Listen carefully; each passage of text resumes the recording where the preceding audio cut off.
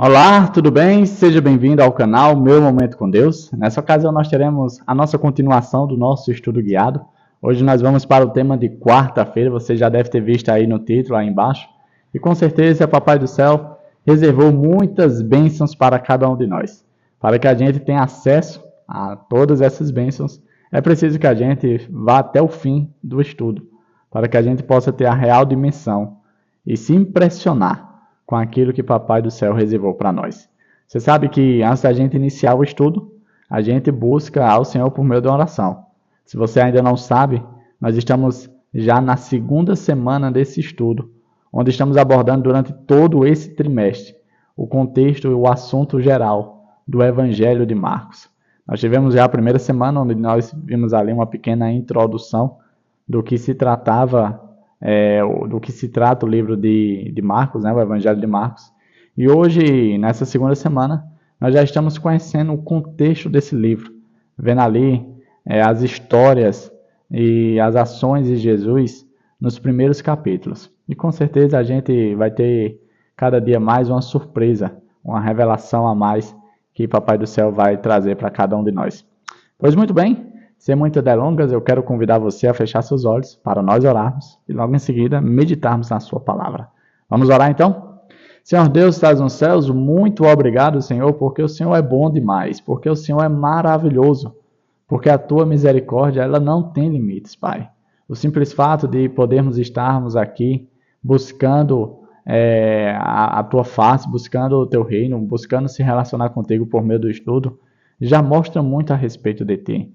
Porque é graças a ti que nós estamos aqui, Pai. Continua enviando o teu Espírito Santo para que ele nos dê discernimento, para que ele nos dê força, poder e autoridade para subjugar as forças do mal e assim fazermos escolhas acertadas a respeito daquilo que te agrada. Perdoa os nossos pecados, Senhor. É isso que nós te pedimos, em nome de Jesus Cristo. Amém. Pois muito bem, o tema do nosso estudo de hoje é o segredo, deixa eu olhar aqui. O segredo do ministério de Jesus. Qual é o segredo do ministério de Jesus? Quero convidar você a abrir sua Bíblia aí no livro de Marcos. Nós vamos ver, com base nesse contexto, qual era o segredo de Jesus. E o capítulo é o capítulo 1. Nós vamos ler agora o versículo 35 a 39, que diz assim, ó. E levantando-se de manhã muito cedo, estando ainda escuro, saiu e foi para um lugar deserto, e ali orava. E seguiram-no Simão e os que com ele estavam. E achando-o, lhe disseram, todos te buscam.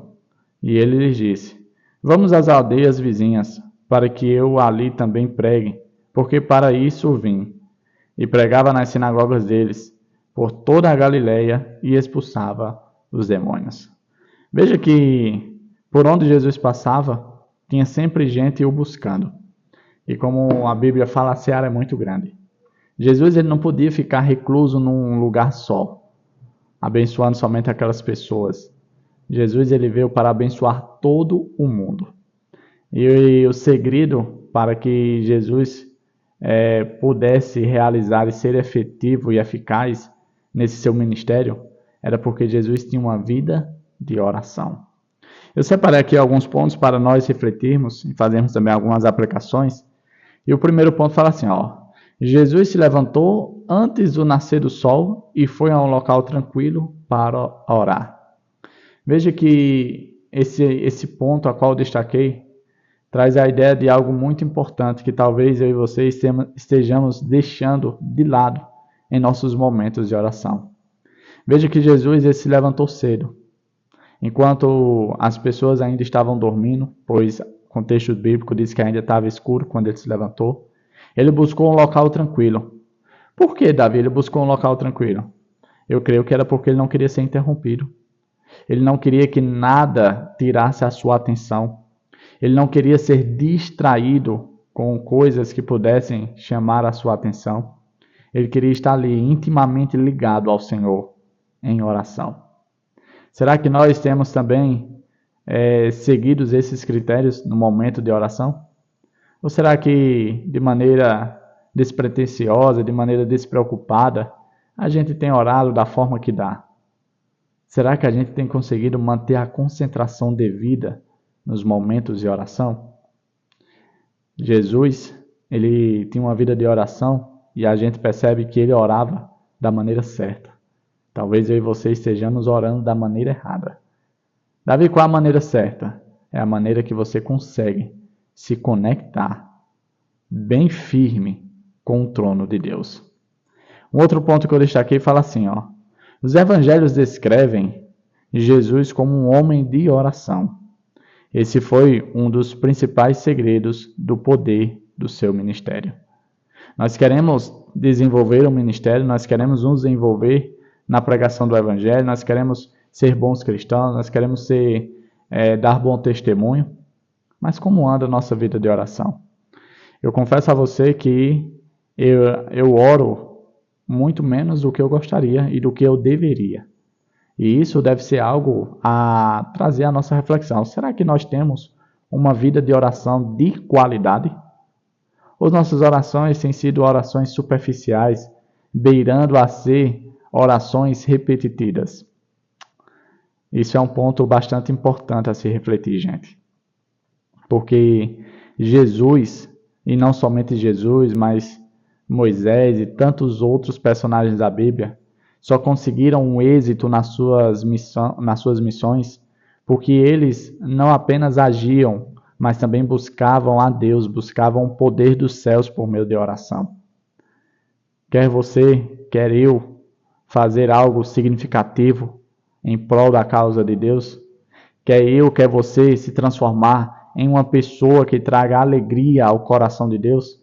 Precisamos orar mais. Precisamos buscar mais a Deus. Porque nós temos aqui o exemplo de Jesus, que o poder que ele tinha, o sucesso que ele tinha, os feitos que ele conseguia, tudo isso era resultado da vida de oração que ele tinha. E não tem outro segredo. Para andarmos nos mesmos passos, nas mesmas pegadas de Jesus, só precisamos repetir a receita. E está aqui à nossa disposição. Basta a gente colocar em prática. Foi trazido aqui um outro texto bíblico para nós lermos, agora no Evangelho de Lucas, mostrando que também nos outros evangelhos descreve a vida de oração. E diz assim, ó, Lucas 6, verso 12.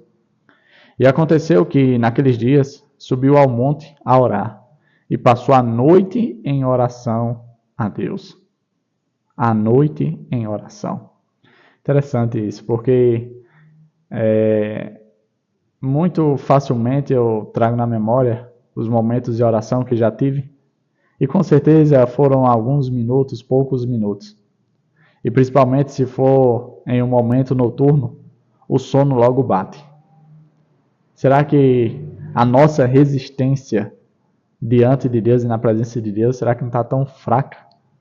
Jesus passava a noite toda orando, buscava ao Senhor em momentos extensos. Isso revela muito a respeito do Senhor. Eu e você passamos horas e horas, por exemplo, assistindo série. E eu falo isso conforme propriedade. Eu consigo sem problema nenhum. Mas quanto tempo eu levo na presença de Deus em momentos de oração? Aí a gente entende como as nossas prioridades estão invertidas. E o quão necessário é refletirmos e, claro, mudarmos. Porque não adianta apenas reconhecermos. Precisamos mudar. Precisamos nos transformar. Sair da realidade e ir para uma nova realidade. Uma realidade que agrada a Deus. Eu separei um ponto com base nesse texto que lemos. Diz assim, ó. Muitos cristãos estabelecem horários de oração. Essa prática é boa e correta. Mas também pode se tornar uma rotina. Algo feito de maneira quase mecânica. Lembra da oração repetitiva que eu quase mencionei agora? Pois é. Eu e você podemos até separar um horário na madrugada para orar. Mas será que a nossa oração tem sido de fato uma oração? Como assim, Davi? Será que nós não estamos fazendo oração porque já nos acostumamos, já foi algo que criou o hábito de fazer? Ou será que nós de fato estamos tendo um momento com Deus, onde nós abrimos o nosso coração, desabafamos com Ele, pedimos força a Ele, reconhecemos diante dele quem nós somos, o que fizemos errado. Será que na presença de Deus nós demonstramos o nosso arrependimento? Será que nessas ocasiões o nosso coração fica contrito pelos pecados que cometemos durante o dia? Ou estamos fazendo simplesmente porque já nos acostumamos a acordar em determinado horário para orar? Eu lembro que em algumas vezes a experiência que eu tive em momento de oração, eu fazia da seguinte forma: eu disse, olha Senhor, me desperta tal hora para orar. E por incrível que pareça, eu era despertado. Não sei pelo que, não sei como, mas eu me acordava e fazia a oração. Procurar momentos reclusos para orar é muito bom, é saudável, faz bem. Mas não deixe que isso caia na rotina. Não deixe que isso fique monótono, ou seja, uma coisa vazia, sem verdade, sem entrega, sem, vamos dizer assim, uma relação verdadeira e íntima com o Senhor. Não permita isso, tá bom? Um outro ponto que eu destaquei fala assim, ó, Pedro e seus companheiros não acompanharam Jesus ao lugar de oração. E a gente percebe que isso era uma realidade com os discípulos. Lembra quando Jesus estava ali, se eu não me engano, no Monte das Oliveiras, suando gotas de sangue, orando, e toda vez que ele voltava para os seus discípulos, eles estavam dormindo? E ele chamou até a atenção deles, olha, será que vocês não podem ficar um momento orando comigo? Me apoiando em oração? Será que vocês não conseguem dar esse suporte para mim? A gente percebe que os discípulos até então, eles não tinham uma vida de oração. E veja que por mais que eles estivessem na presença de Jesus, tendo um perfeito exemplo diante deles, mesmo assim, eles não conseguiram ainda desenvolver a vida de oração que o mestre tinha. E eu e você podemos estar vivendo a mesma realidade. Como assim, Davi? Podemos ter anos de igreja. Podemos saber quais são os benefícios da vida de oração. Podemos até fazer orações em determinados horários. E mesmo assim, ainda não ter a qualidade da oração que Jesus tinha na presença de Deus. Os discípulos não estavam com Jesus. Jesus saiu para orar sozinho. Que essa não seja nem a minha, nem a sua realidade. Um outro ponto que eu destaquei, diz assim, ó, deixa eu só localizar aqui. Pronto, achei. Diz assim, ó, o último ponto. Surpreendentemente, Jesus contestou, indicando que em outros lugares haveria um campo mais amplo de serviço. Jesus disse assim, ó.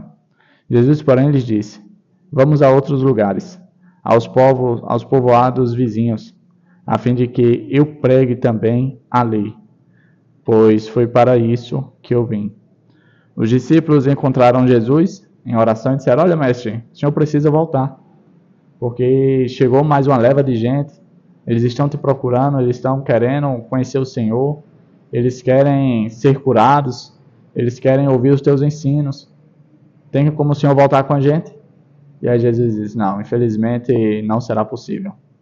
Porque a missão que eu vim é muito maior do que a necessidade local. Às vezes nós queremos viver uma realidade como se fosse um pouco egoísta, de tipo, eu quero ser atendido primeiro. Independente da dor do outro, independente se ao meu redor meus vizinhos estejam precisando, primeiro eu quero que Jesus atenda a minha necessidade. E Jesus diz, filho, não é bem assim. Não é bem assim. Eu sou Deus sobre todos. E eu preciso assistir a todos. Eu vim salvar todos. O meu perdão é para todos. Eu morri na cruz do Calvário por todos. Então você precisa saber compartilhar. Você precisa se compadecer também da dor do outro. Jesus falou, olha, o campo é bem amplo. Tem muita gente precisando de mim. Eu não vou passar todo o tempo do mundo somente aqui, porque as outras pessoas também precisam de mim.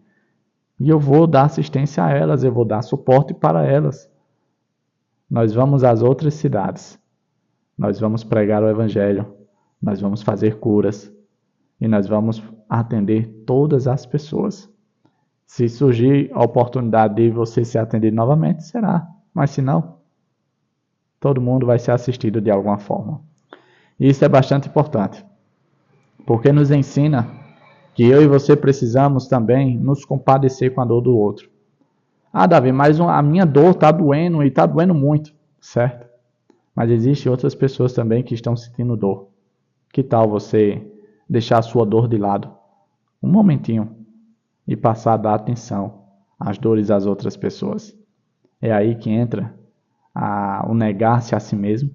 É aí que entra o carregar a cruz de Cristo. É aí onde você demonstra que é um verdadeiro cristão. Chegamos ao fim de mais um estudo guiado. Hoje nós meditamos sobre o segredo do ministério de Jesus. Jesus, ele não foi um simples homem que dividiu a história do mundo. Jesus, ele foi uma pessoa de fato diferente. Uma pessoa a ser imitada, um modelo para nós, o nosso Salvador. Que eu e você possamos aprender, não apenas conhecer, porque conhecer todo mundo pode conhecer, mas viver é outra realidade completamente diferente. E que nós possamos viver a realidade da vida de oração que Jesus tinha. Para quê, Davi? Para poder conseguir não um mesmo sucesso, mas andar nos passos que ele deixou para que nós andássemos. É isso? Papai do céu te abençoe, te proteja de todo mal e, claro, que ele te traga aqui novamente amanhã, para mais uma vez termos o nosso estudo guiado, o nosso momento com Deus.